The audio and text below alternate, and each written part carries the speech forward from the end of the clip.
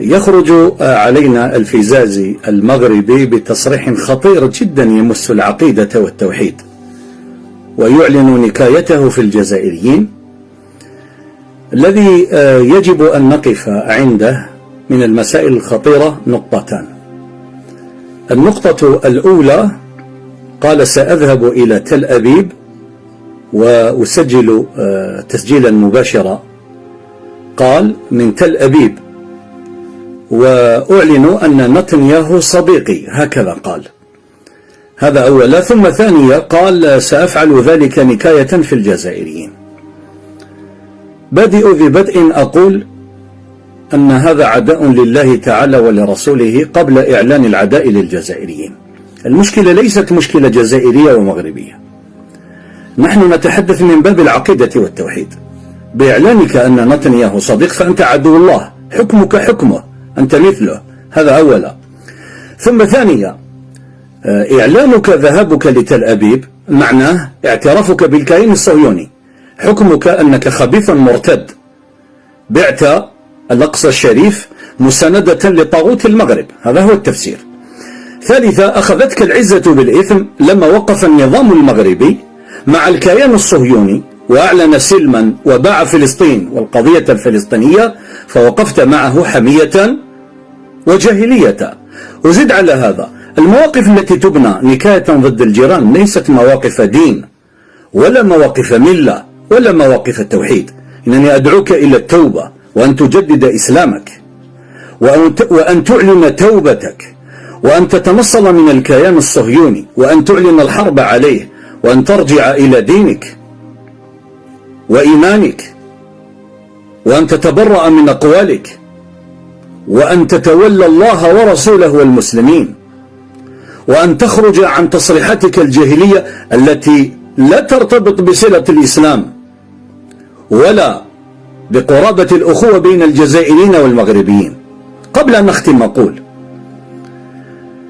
إن الخلاف بين الجزائر والمغرب، أو بين النظام الجزائري والنظام المغرب، خلاف سياسي. نحن الشعوب بيننا محبة وأخوة وولاء، لكن لما وقف مؤخرا النظام المغربي مع النظام الصهيوني حكمه، فهو نظام عدو محارب لله ورسوله.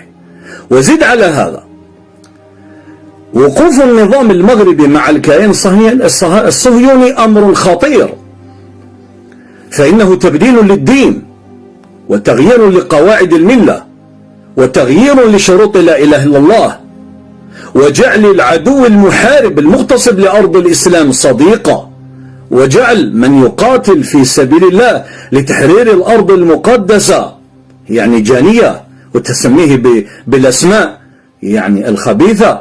فأنت أخبث الخبيثين بمثل هذا التصريح، وأنت عدو لله إن لم تعلن توبتك وإن لم ترجع إلى الإسلام، فإن محاربتك للقضية الفلسطينية ووقوفك جاهلية وحمية مع النظام المغربي الموالي للصهاينة، وتصريحك بأنك ستذهب إلى تل أبيب، ووقوفك مع صف الصهاينة، وإعلانك بكل وقاحة بدون حياء بأن نتنياهو صديقا لك، هذه إحدى الكبر، هذه ردة عن الإسلام. أدعوك إلى أن تغتسل وأن تجدد التوحيد، وأن تعلن توبتك، وأن تتبرأ من تصريحاتك، وأن تندم وأن تستغفر، وأن تقضي بقية حياتك داعيا للتوحيد منابذا للجاهلية التي تدعو إليها. أسأل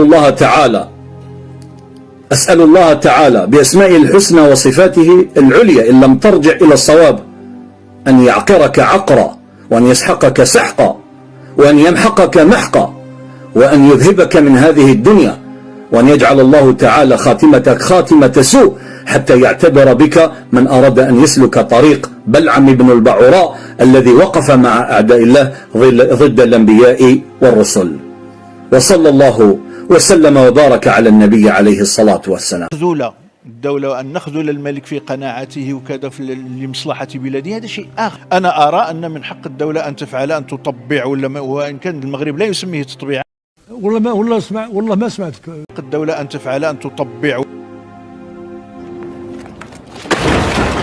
الدولة الوحيدة العربية والإسلامية اللي عندها مليون مواطن يهودي داخل في فلسطين المحتلة. شنو هذا؟ أوقع النكاية في أعداء هاد الجزائريين. أنا كندير فيهم النكاية، وغادي نمشيو وندير لهم اللايف من تل أبيب. من تل أبيب ونقول لهم ها صاحبي، ها نتنياهو صاحبي. لك الجرأة أن تقف أمام الملايين وتقول قل لهم ها صاحبي، ها نتنياهو صاحبي. انت لو كان ما تنسكش من فمك مانيش عارف منين تنسك. ديالي والشعب ديالي والأمة ديالي والنظام ديالي فتح الخط مع يعني إسرائيل. اللهم دمر، والطيار ما جيناش، ما نمشيش انا ونزور عائلتي. اللهم دمر وشتت إسرائيل واليهود. ولم يدمرهم. تلاشت مع ياك هذه ياك 60 عام والخطباء والمنابر اللهم دمر إسرائيل، اللهم شتت شملهم، اللهم جمد العروق في الدم في عروقهم. هذا الشيء اللي هما خدامين ناطحة السحاب طالعة، والحضارة الله سبحانه وتعالى ما استجيبش والحضارة للدعاء والاقتصاد والقوة العسكرية والعجب العجاب، واللي مدمر واللي هما العرب والمسلمين. نقطتين. النقطة الأولى استمعوا لهذا الإبليس اللي هو ينصح. أكبر المطبعين مع هم الفلسطينيون أنفسهم. جزء لا السلطة الفلسطينية ابتداء من عرفات، ياسر عرفات الله يرحمه، هم المطبعون مع كانوا مثلا نقولوا زعما انا فلسطيني اكثر من الفلسطينيين. بركات حشمنا ما حبيتش تحشم على روحك، خفنا ما حبيتش تحشم، شهدنا ما حبيتش تحشم، ترزيو ها واش نضرب جدك الشاب وانت قاعد تسمع اللي يمشي يقلب اخوالك عليه. ربما سيستقبلونني بالورد في مطار بن قريون.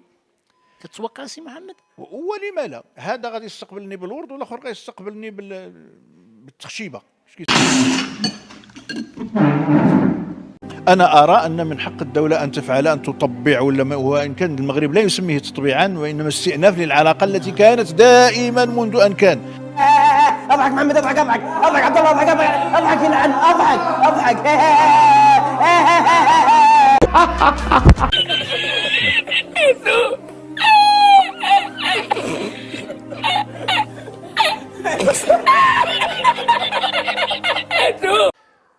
الجزائر ماشي جابت لنا اليهود الحدود، احنا اليهود ديالنا هم مغاربه، ياك؟ هم مغاربه قبل من الجاليه المغربيه المقيمه في اسرائيل كيسميوها رسميا. لكن الجزائر منذ ان استقلت جابت لنا الشيوعيين والملاحده.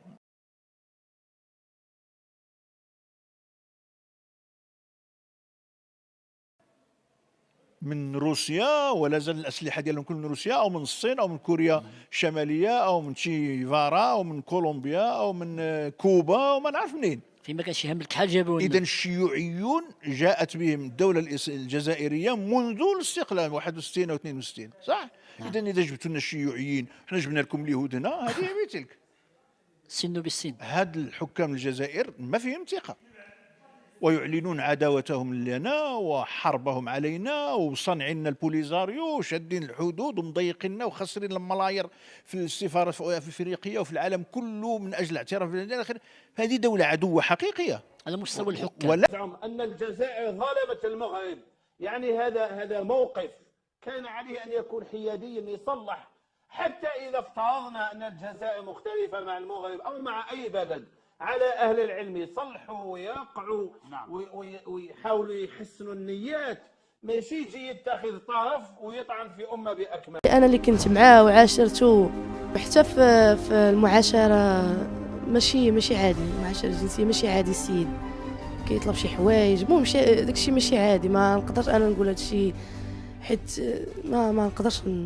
أنا كنت كنستحيا منه كيدير مقويات جنسية